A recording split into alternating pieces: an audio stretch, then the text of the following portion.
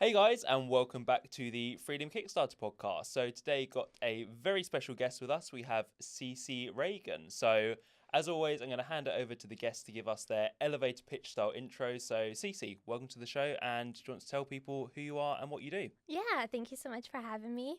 I'm CiCi, as you said, and I'm a creative mentor and copywriter, and I help non-boring, non-traditional personal brand owners to stand out as themselves unapologetically with the perfect words.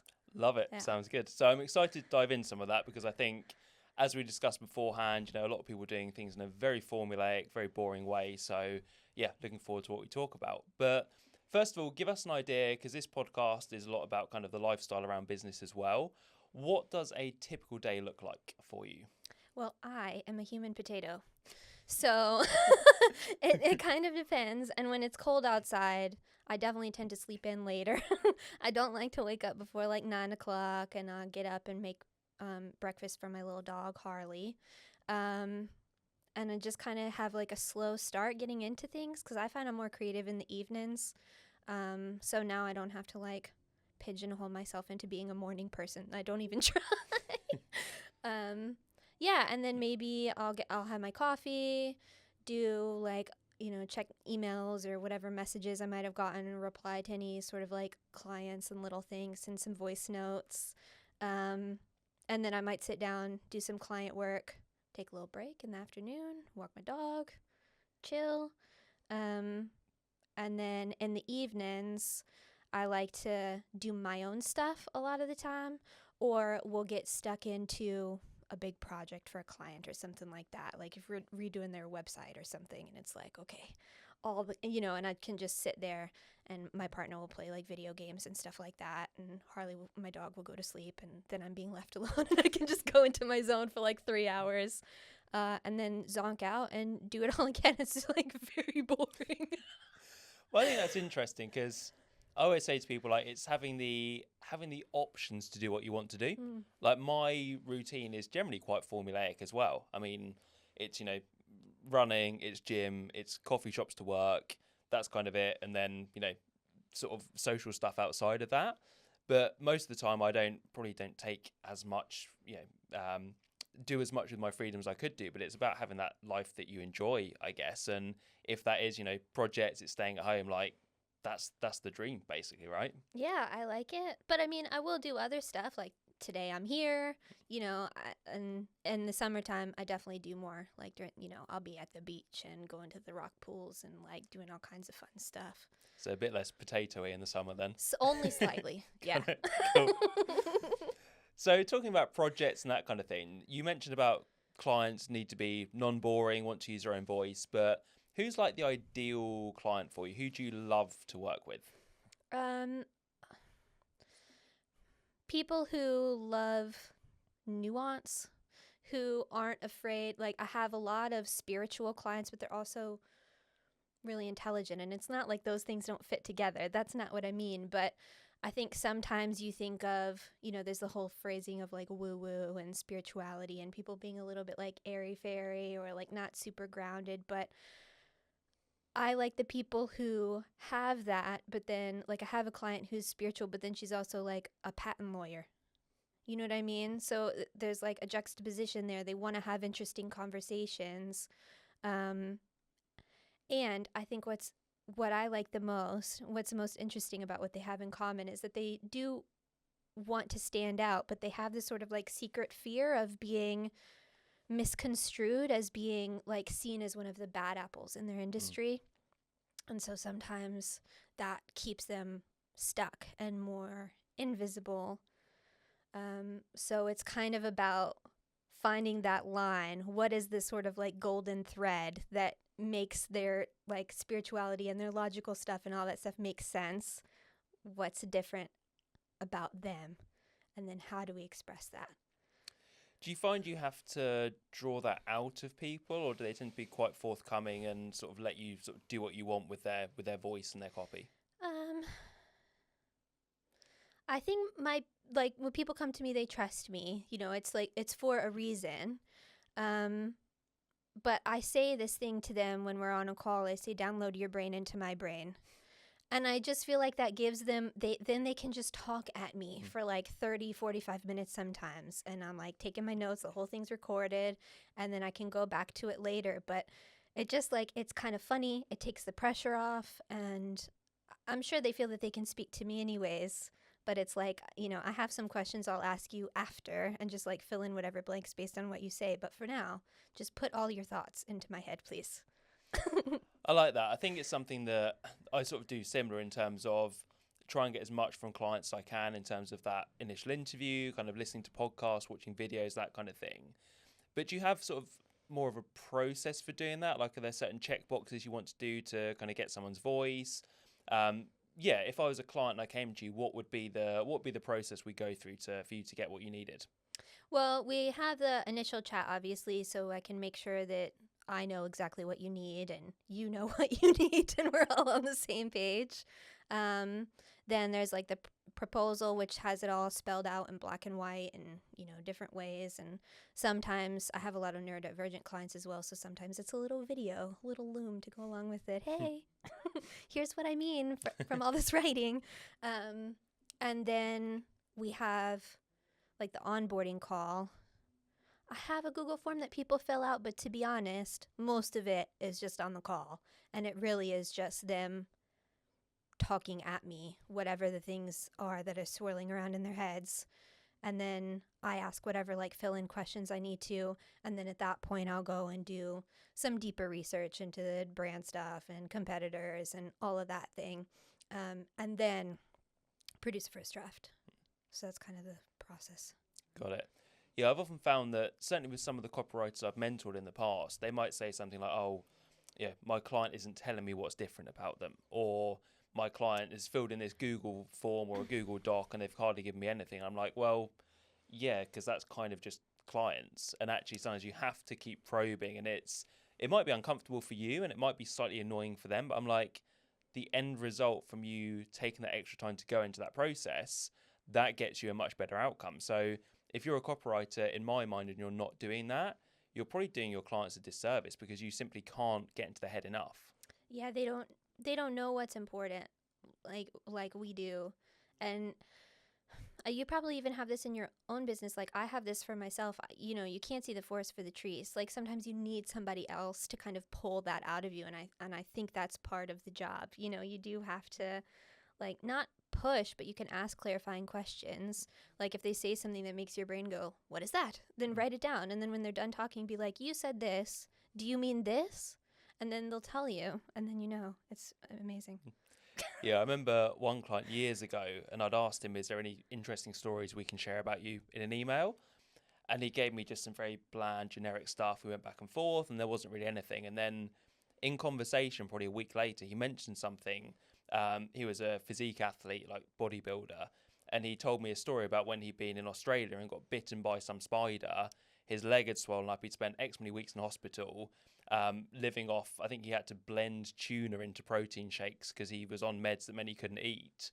And then he went and won this competition despite that. And I was like, so when I said, do you have any interesting stories? And you said no, maybe that's the kind of thing we're looking for. And we wrote emails around that. And it was that kind of thing where suddenly, he wasn't just another person selling online training and diet programs.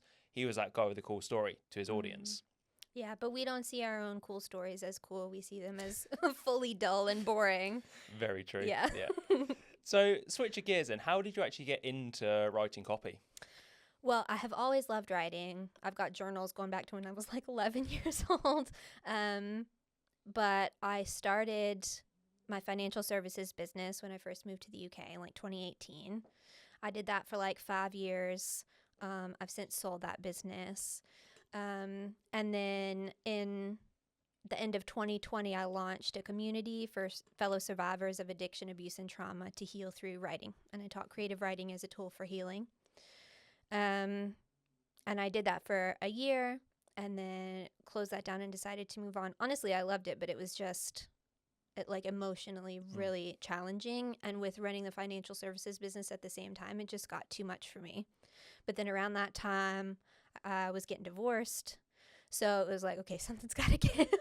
So I was pretty burnt out with the financial services stuff. Again, I was doing like wills and stuff. So emotive, but then also all this like the money stuff. And so like it was a lot. And I'd always written things like for my friends, and I'd always gotten compliments on my social posts for my will business because it was like different and not what everybody else is doing, like, and especially in a traditionally pale male and stale industry.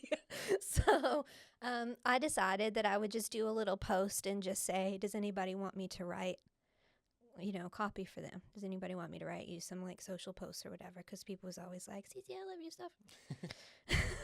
And then by the end of that week, I had my first 4 recurring clients. Still have 2 of them. Wow. Yeah. And that was it. And then I was just like holding on for dear life. I'm very, very grateful and blessed. I love that. So it was literally just, I could probably do this. I'm going to see if anyone wants it. There we go. Yeah, it was an overnight success. It took me about 5-6 years. I think that's a good point to make because it's, people will hear that story and think it was just you struck lucky or, it's not going to be that easy for me. But as you said, you've done kind of the groundwork beforehand. Even if it wasn't consciously, I'm doing this groundwork so I can get copywriting clients. It was getting the reps in to build that reputation, all that kind of stuff. It was sort of similar for me because I got into it when I had an online fitness business. And it was that thing, I built the business through long form blogging back then. And people just saw that and said, what would you charge to write me a blog, or what would you charge to write an email? I was like, I don't know, £30. Does that sound all right? And they end up paying it. And then you get a couple of people doing that. And then someone else comes along and they go, how much would you charge? And you go, £50 maybe. And then it just kind of snowballed from there. So I think it's a good sort of case study for, and there's more to it than this, but being good at something and showing the world that you're good at something can lead to clients just from that without any fancy marketing strategies. Yeah. And that's kind of what I try to push to people all the time, is like, you don't have to be anything else. You don't have to do anything else. You could just like show up as yourself and people will see you and be like, can I have some of that? And that's all. When people buy from people as well, one of my things is that as a copywriter, to earn well and have a good lifestyle, you need to be good at what you do, but you don't need to be world class. You need to be competent. You need to be able to get results for clients. But more than that, you need to be easy to work with. You need to be prompt and efficient. You need to probably deliver stuff early and go a bit above and beyond. I've had the conversation lots of times on the podcast with people, but it's that idea that most companies, agencies, whatever, would probably rather hire a good copywriter who they get on really well with than a copywriter who's slightly better but just a bit of an arse to deal with. Yeah, it's really true. And I find that it's like a lot of it is setting expectations and communicating. Like if your client's chasing you because they're stressed about whatever thing being done, then when you're working on it, you could just message them and be like, I'm working on your stuff. Yeah. Can you feel the vibes? I was thinking about you. Could you tell? Like, and it's just that. It's so silly and so funny and so nothing. And now they're not worried because they've gotten an update. So they know that you're looking at stuff. So they won't chase you. Yeah, and it's like putting yourself in the client's shoes as well, I think, because that, as you say, clients spend a lot of money with us and they've got a right to expect certain things. But for me, it's like if I say I'm going to deliver something on a Friday, let's say, I won't just start the project the previous Monday and not have any kind of communication, even if everything's going perfectly to plan, even if in my head I know that I'm going to deliver it on time. They don't necessarily know that, and I think it's a bit different if you've worked with someone for a few years. They'll just leave you to get on with stuff. Yeah. But certainly with new clients, I like to have that, a bit of back and forth, not to overwhelm them, but just a very quick message just saying, hey, don't need anything from you, just letting you know, still all on track to deliver on Friday. Like it goes a long way to alleviating any potential concerns, and it's a relationship business at the end of the day, and you have to work hard at fostering that, I think. Yeah, I mean, I think that's why I still have 2 of my original 4 clients, 3 whatever years later. It's like, because we have a good relationship. Yeah. And so what was the process then? That initial post got 4 people, 2 of them still with you. What happened after that for you to grow this into a thing? Well, I mean, I was shocked. I was really surprised. I mean, because I was on the bones of my ass, really, with the divorce and everything. I don't have family here. It was tough. And it was a bit of a Hail Mary. I suppose the first reaction was why didn't I do this before? This is my dream to write for a living. And then it was like, okay, CiCi, now this is real. So now you have to make it a thing. And I kind of felt like I was sort of building the business backwards in a way, which was interesting. But yeah, then it was like, okay, get your like T's and C's in place, get your, whatever sort of stuff and start becoming a real thing. I think the first thing I did was I ran a create your killer sales page masterclass, and I used all the like knife emojis, and I used like a bloody typewriter, and I don't know, I just like to do like weird stuff that people are like, what the hell is that? And I'm like, it's a copywriting masterclass, obviously. But that was like really cool. I sold it for like 22 pounds or something like that. And I don't know, a couple dozen people bought it. Like half of them came live. I still sell it now. People still love it now. And I did a few more master classes, took on a couple more like one-to-one clients. But I was just like, just hit the ground running because I was so happy. And I was like, well, I'm not going to I'm not going to waste this. So yeah, I just went a bit mad with it. Nice. That's one thing I liked about your website, was that everything was very, maybe on brand is like a bit of a cliched phrase, but it felt like everything was very different in a good way. As in, it wasn't just like, here's some services I can do. I think everything had a specific name. Like you say, your products, they're very personalized, they're very individual. Is that something you've always done with the writing, or have you kind of crafted that more over the years? I think it's something that I always have done with the copywriting, but I think I learned it in my financial services business because I would do I didn't call it like will writing and stuff. I called it death admin, for example. And I ran like a sales campaign for Valentine's Day called like Till Death Do Us Part. And I did buy one, get one free on couples' wills. Like, I just was like unapologetic. I'm doing this because if you think it's funny, you're my person. And if you don't think it's funny, then obviously you're not. So it's like the great way to like attract and repel. And that's what a proper message needs to do. And I find that the visuals and the theming and like having a bit of fun with it, that's what I like to do. That's what I'm like when you meet me.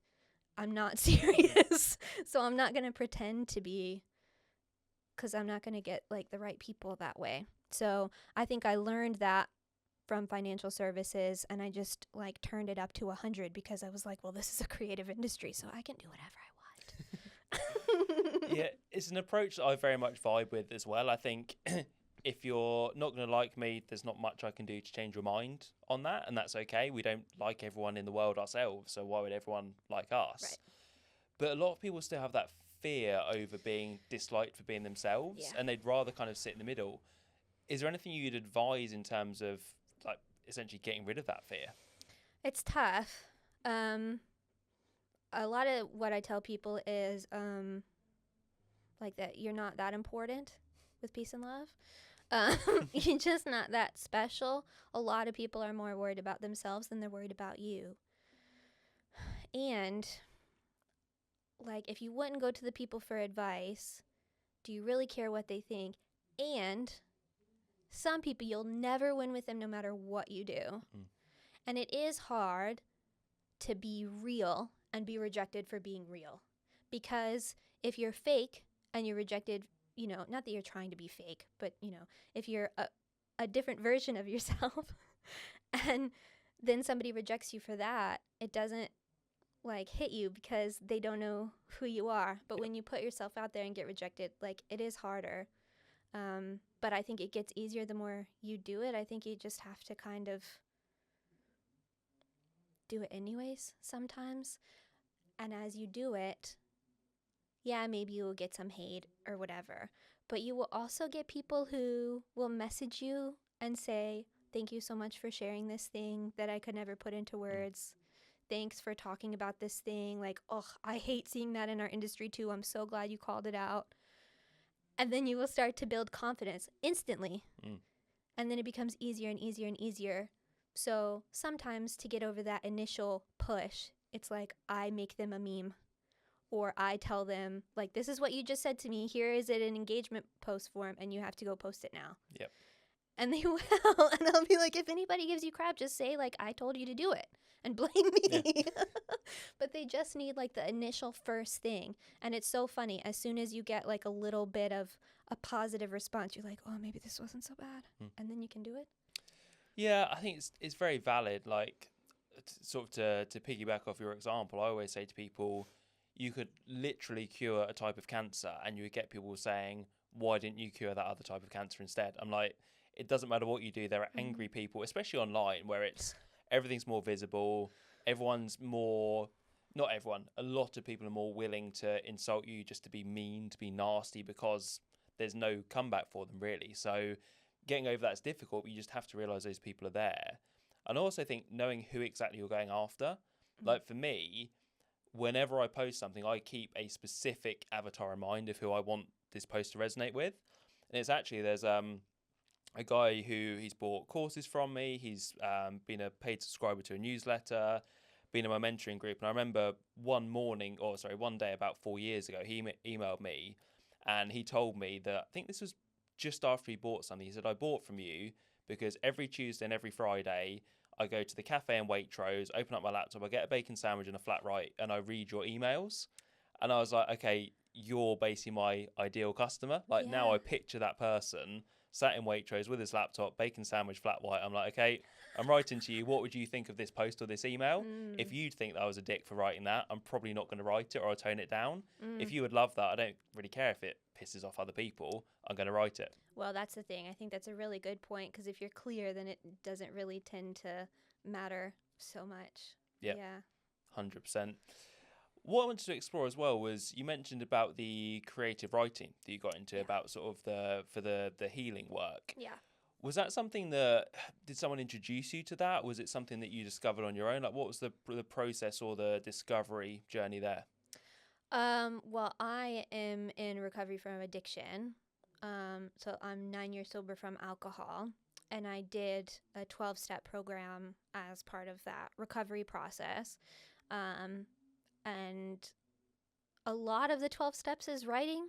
It's writing all the stuff. So the fourth step in particular is made a list of all persons we had harmed and became willing to make amends to them all. I think that's 4. Anyways. But you basically put everything bad that you've ever done, everything bad that's ever happened to you, in a spreadsheet. And then you have to tell another person all that stuff, your sponsor, somebody that you really trust, not a random person. And then they look at you and they say, that's okay, I still love you. And then it's like, wow. Then you're a different person after that.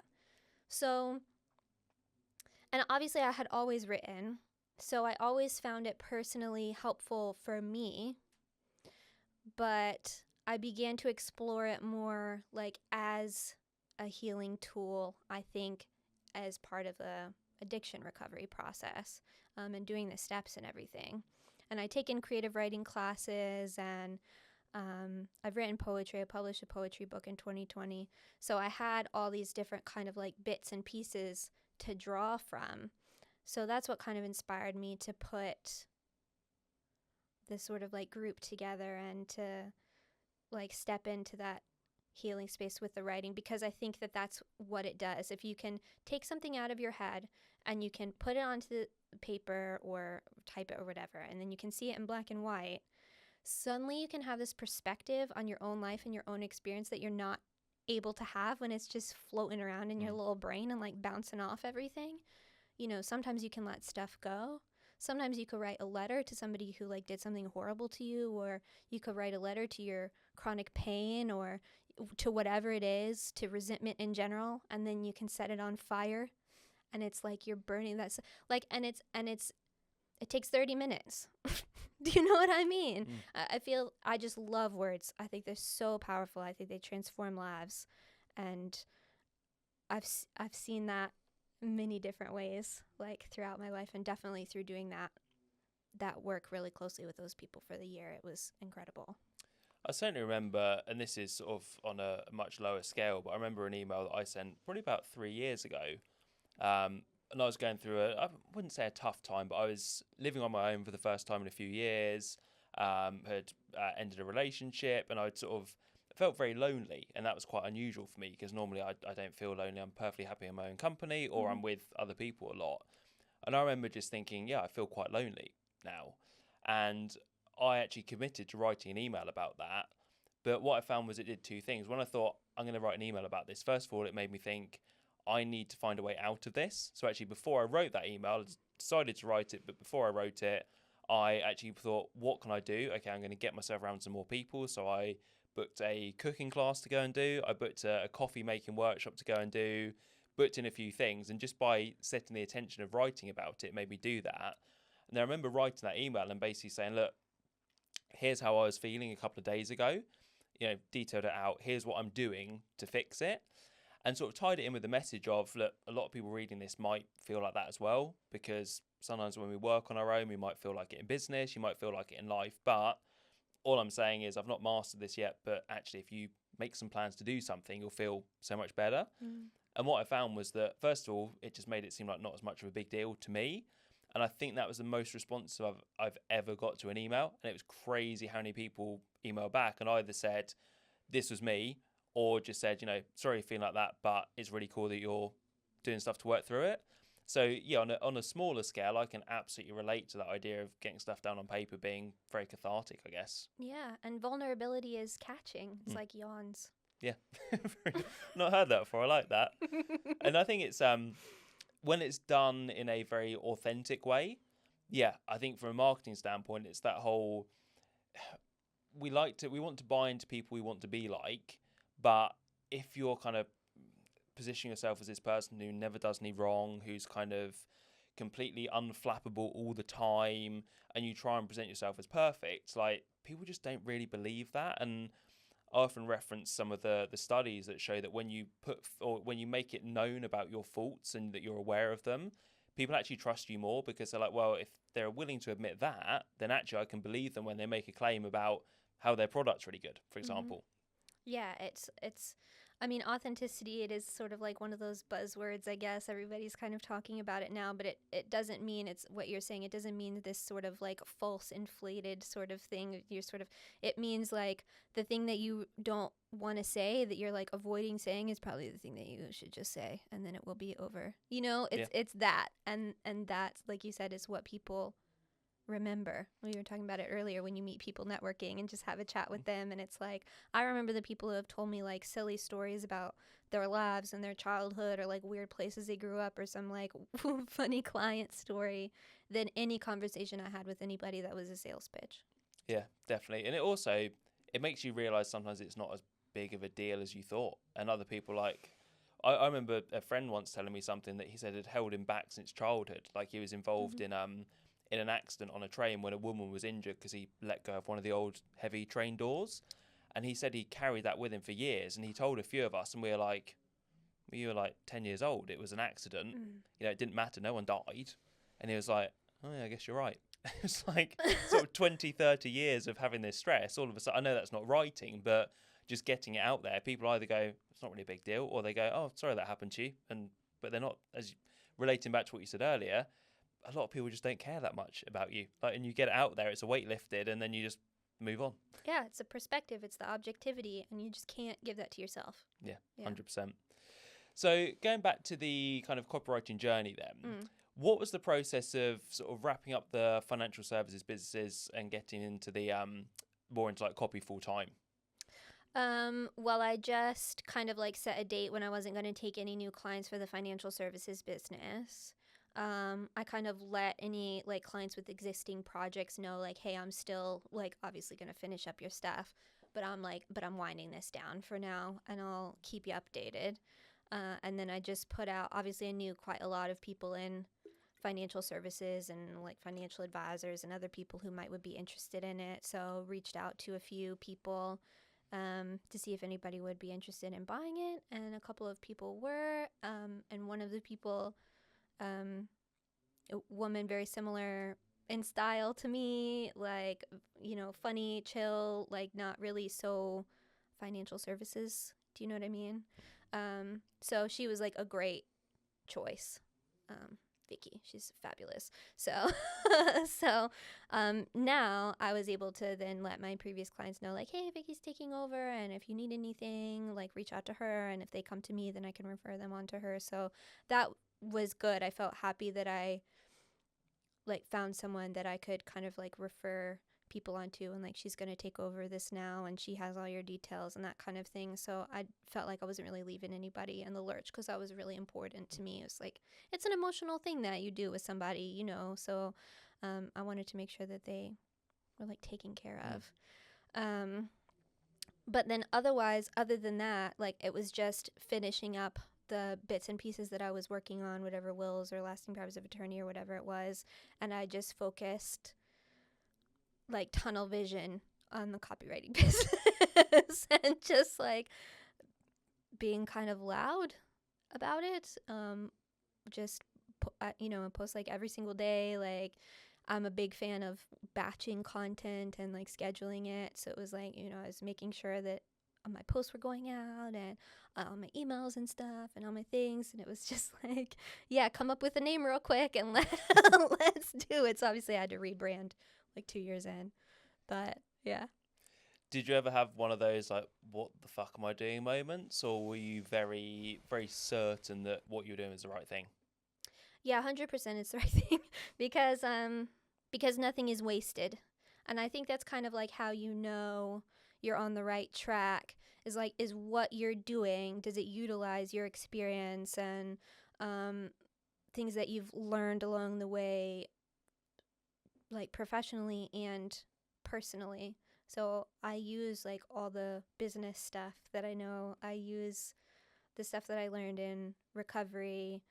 I mean, I've spent like 9 years, you know, every other week or so in a meeting surrounded by a whole bunch of like current or recovering drunks telling stories about their lives and like some of the most terrible things that you could hear somebody say, and just kind of sitting in that with them. I've been doing that for a long time. That's its own kind of like unique sort of, and I feel like this uses all of that. I'm able to sit with my clients and whatever uncomfortable thing, and they can tell me the stuff, and I can sort of look at them and say, that's not what you mean. And I just know that. And it uses all the business experience, and like nothing is wasted. And I've always wanted to write for a living. But obviously, I never thought it would be like combined with all the business stuff. But I love that. Like business is an art. It's really fun. Well, it's interesting because one thing I hear from people is, I want to be a copywriter, but I've got no experience in it. And I'm like, well, firstly, the only way you get experience is by starting to do it. But I've noticed some of the most successful people that I've known who've switched careers to doing it, they had completely different lives before that. So I've got a friend who does very well who is in hospitality. And actually you think, well, hospitality, you're dealing with people all the time. And you're having to give people an amazing experience. You're having to deal with complaints. So that's, you know, such a good industry to come from. Another friend who, he had a previous career as a comedian and a magician. And he actually came on the podcast, John, and he was saying about how, you know, performing to drunk people, they don't hold back in their criticisms. He's like, you have to have such a thick skin. You have to understand what's going to make people laugh, what's going to get them on side. And it's always interesting to hear different backgrounds, how those experiences have, I wouldn't say made it easier to get into copywriting, but it's not been like, oh, I've had to have a career where I was always writing and always doing this. It's like there's such a broad spectrum from where you can come from to get into it that often the things you don't realize will help you are actually your biggest asset. Yeah, it kind of goes back to the thing we were talking about before, where we can't see our own stuff and we think we're dull and we think we don't and it's like all of those things that you minimize are exactly what would make you great. Yeah, definitely. So one other thing I wanted to talk about, people have probably noticed from the accent, but you're not natively British. No. So I always find this fascinating. What do you see are like the big differences between UK and US in terms of business, marketing, copy, all that kind of stuff? Well, it's real interesting. This is a comedian, and I'm not sure the comedian, but he does this joke, and he's like the difference between Brits and Americans. And like Brits, you like walking down the street and a really nice car drives by and you go, wanker. And an American, a really nice car drives by and you go, I'll have that car one day.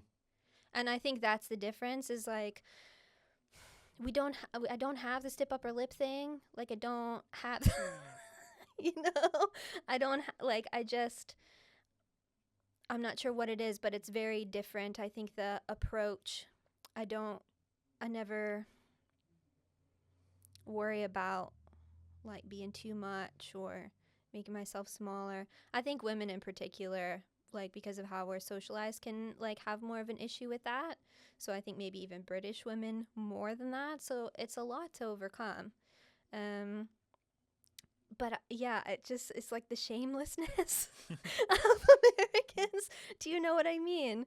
Whereas I feel like in general, my British clients are even more concerned about their perception than and obviously it's universal. We're all humans, but I think that is like the core thing that then makes the copy look a little bit different, that makes the coaches advertise differently, that makes, and I think it's a big thing with pricing as well, because Americans will charge what we charge and we'll tip you and everything else, and Brits will be like, what do you mean there's a 10% service fee? It's, you know, all of it is like the same. I see it all as like variations on a theme. Yeah, I certainly think weighing everything up, I much prefer doing business with American people. So like classic case, I went to Austin last October, I think it was, for a seminar. And what I found there was that people were so much more open to share stuff. There was a lot less trepidation around talking about money. And generally it wasn't in an arrogant way at all. The difference was, I think, there you had a couple of people out of maybe 100 attendees who they were very up themselves, to be honest, which you might not get in the UK. But by and large, I just find people so much more open. They want each other to succeed. Whether it is that American dream that we don't have in the UK so much, I don't know. But it definitely, the car analogy, I think, is on the money. And also, we definitely have this sort of tall poppy syndrome in the UK. Like, we love an underdog until they get past a certain level. And then it's like, nope, yeah, back down a bit, please. You're getting too successful now. So it's, yeah, I find it fascinating. But like I said, for me, I would take a US client over a UK client most of the time, I think. So funny. I'll take that. Yeah. I'll take it as a compliment. It's a weird compliment, but yeah, it's funny because I love my Brits. I don't know, but maybe it's because I feel like I balance them out and kind of bring them out of their shell more. Yeah, I think, to be honest, I've probably like alienated some British listeners and viewers now, but yeah, I think for me it's the money thing is very apt as well. Like I always say to people, like, I worked for a coaching company for a number of years, and they often, I wouldn't say they didn't get it, but they were surprised that British people were so different. And I kind of had to say, look, we are just different, as in we're a bit more scarcity minded about money. It takes a lot more to get us to invest. You know, we are always super skeptical. We're going to have 10 times the number of questions that a US buyer will. So I think it's important to understand different markets as well, especially because so much stuff now with online is sold US, UK, Australia as well. So yeah, I think understanding different markets is absolutely key if you want to get ahead as a copywriter as well. Yeah, totally. But obviously me being my loud, obnoxious American self doesn't turn the UK people, it turns the wrong ones off. But the right ones are like, you know, so yes, know your market, also be yourself. I guess that's another good argument, though, for actually just being unapologetically you, because you're going to attract people who already know that. So, again, if you're trying to fit to a certain mold, then you might sign a client initially, but how long is that relationship going to last, I suppose? Yeah, and usually the ones like that aren't a really good fit, it's more trouble than it's worth. If they're like being whatever on the discovery call and they can't reply to an email and whatever, let them go. Yeah. Yeah, some clients, some projects are not worth chasing at all. One thing you mentioned as well was that you're not, maybe I'm not framing this right, but you're not a fan so much of templates, or you feel people try to write in a certain way, they try and do it too academically. Yeah, just expand on that a bit. What's your general consensus around kind of writing, in a formal manner? Well, I just feel like people get real down on themselves that they don't sound like them on paper. They don't sound like them in writing. And I'm like, but you're never, at no point are you ever taught to write just for your own expression. Like, you're taught academic writing in school, maybe in university, and then you're taught copywriting rules and marketing rules and formulas and blah, blah, blah. And it's like, listen, templates are helpful. And all this stuff is like, it's helpful, but it's just sort of like a guideline. It's just kind of so you know where to aim. That sounded real Southern, didn't it? Guideline. It's just so you kind of know where you're going. So yeah, of course it's going to be hard at first. Like, I think that's okay. I think people are real hard on themselves about it. And I think that there is a time and a place for templates and best practices and all these things, but I feel that people let them circumvent their own best judgment or what they actually want to do or maybe what they're best at. And I'm saying you are first. What you want to do is first. What you're good at is first. What you like is first.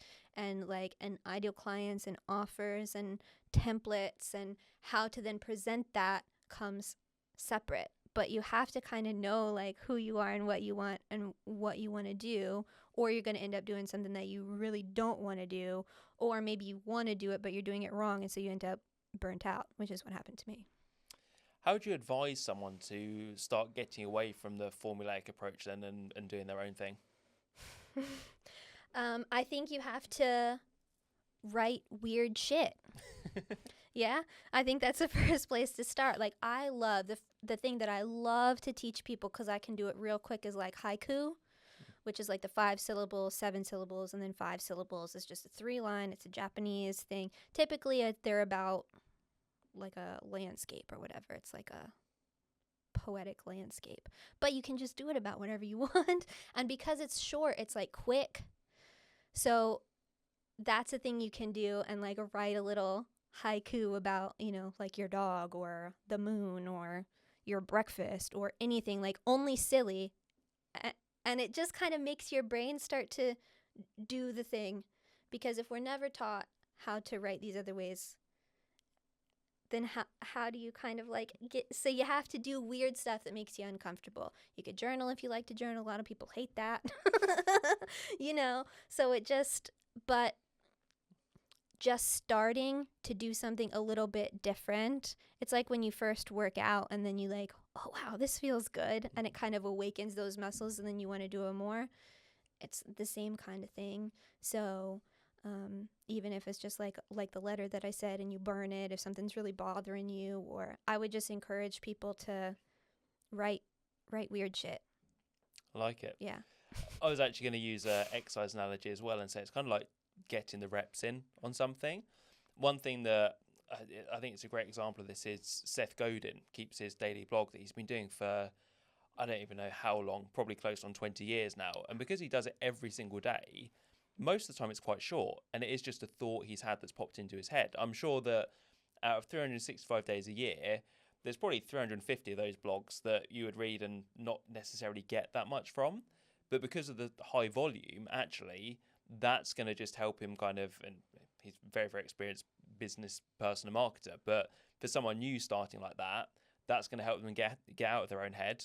They're going to actually start formulating their own ideas. They're going to be forced to come up with content. And as you say, so what if you write an email or a piece of content about your breakfast and no one reads it? At least it's like, okay, formulate my own style. You find out what works for you, what doesn't, what your natural cadence is, like phrases you like to use, everything like that. So I think, yeah, more people should just write for the sake of writing, to be honest. Yeah, just be inane. I wrote an email that was about my neighbors moved in and their dog was barking really loudly, and I had to have the awkward conversation with my neighbors. And like the dynamic of that and how to kind of, and then like how I presented it, and it's just like, and it's inane, but it's again like then people feel like they know your life. Those are the stories that people can relate to, that they like. It's like a quick, funny, like cute little email thing. I don't know, like there was no real like fancy call to action on it or anything like that. It was just like, here's a thing that happened to me. Here's a super boring, inane story from my life.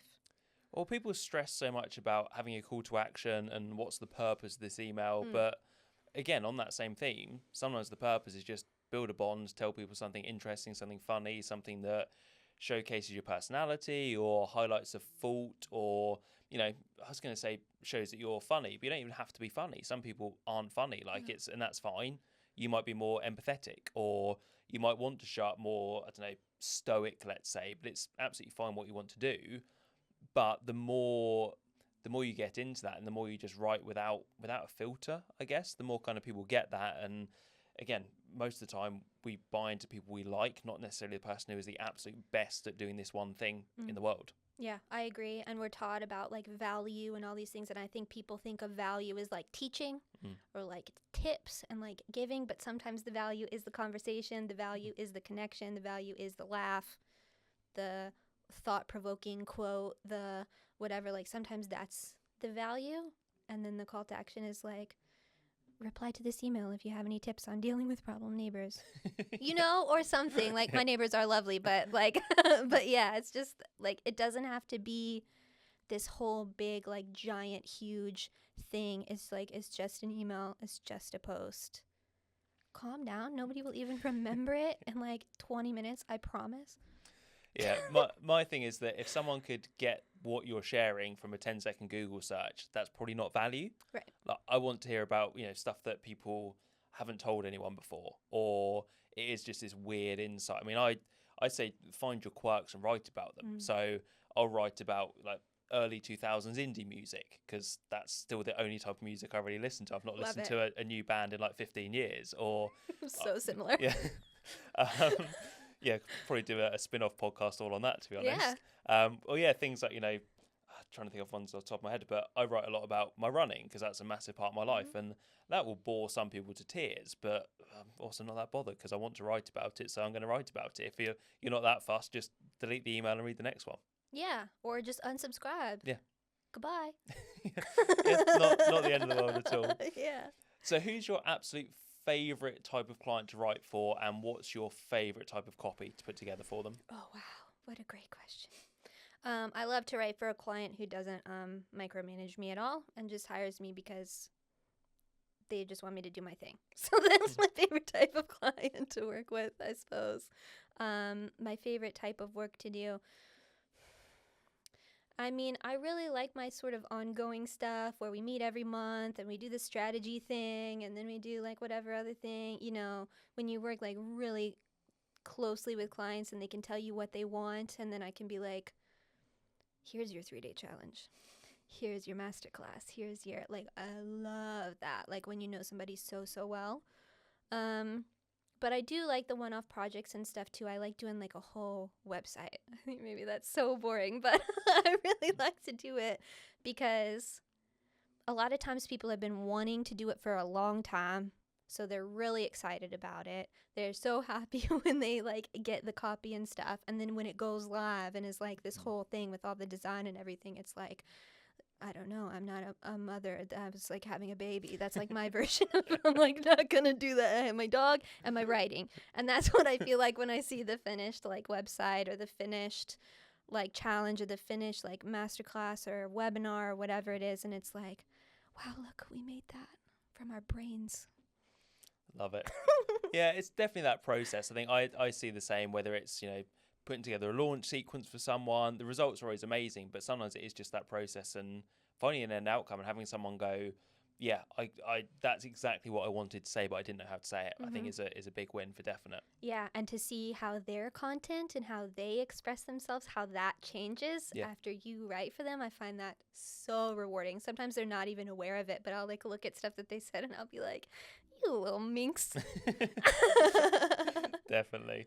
So we'll wrap up with the final 5 in a minute. But before that, where can people find out more about you if they want to get in touch? CiCi Reagan on everywhere on the internet, or the CiCiReagan.com, because I'm fancy. Perfect. I like it. Cool. So final 5 questions. I shall refer to my board because I've still not memorized these. So if you could gift one business, copywriting, marketing, or mindset book to someone, what would it be and why? This is kind of tough for me because I don't usually like those books. That's entirely fair enough. Or any book at all then. What would be the one you think people should read? My favorite book that really changed a lot for me is called The Art of Asking. It's by Amanda Palmer, who is currently in trouble now. You can Google it if you want to. It's fairly recent. Bit of an open loop there. Yeah. So you do whatever you want with that information. I'm not commenting on that. The book was written a long time ago. And I think whatever relationship that you personally have with art transcends whoever made the art. That's what I think. So that book is really incredible because it's all about her being like an indie artist. She started as the 8-foot bride, like a street performer, and she would just stand there like a statue, and people would give her stuff like money, and then she'd give them flowers, and how she couch surfed to do like her tours and stuff with her band. She was like the first artist to use Kickstarter, and like a million. Anyways, all of this to say that it's about not being afraid to ask for help. It's about nobody can do everything on their own, and like people want to help, and that concept is foreign to a lot of people. But now I just ask for things. It's amazing what people give you. I've not heard of that, but I'll have to read that book if that's the outcome. It's good. The audiobook is fabulous as well because she plays the ukulele and stuff. Oh, amazing. I sure, might download that for the drive back then. Oh, I love. Question 2, we're going for a coffee and I'm buying. What's your order? I'm so... Don't hate me. You're going to not be my friend after this. A dirty chai iced latte with coconut milk. Okay. There's laughter. I can hear it. But yeah, it's a good drink. I know what I like. Cool. I like it. may try that one. We shall tea see. And coffee. Okay. So it's like all of the caffeine, and then it tastes like Christmas, but also coffee. I mean, that's kind of sold it to me slightly more. It's pretty good. Yeah, I may well give it a go. Cool. Question number 3, you're in charge of the internet for a day and you can get rid of any social media platform. Which one are you choosing? We all know this one, right? We all know, formerly known as Twitter. That guy? Got it. Yeah. I mean, but this is the lesser of 17 evils. So, yeah. I mean, well, it's again a whole other discussion, but I'm not sure that any social media has had a net positive impact on the world. But I doubt it. Yeah. Probably. Question number 4. You're having a dinner party and you can invite any 3 people, living or dead. Who are you going to choose? Okay. First person is Leonard Nimoy. For obvious reasons, I'm a huge Trekkie. I love Star Trek. And I never got to meet Leonard Nimoy, but I did meet Nichelle Nichols before she passed, and I met William Shatner and Sonequa Martin Green. And anyways, I would really love to meet him because I just think he's amazing. And so we had to see my mom. Yeah, my mom died when I was 19. It'd be cool to see her. And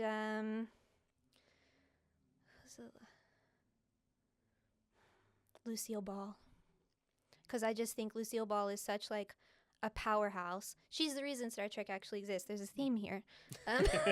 She's the reason that Star Trek even exists, actually.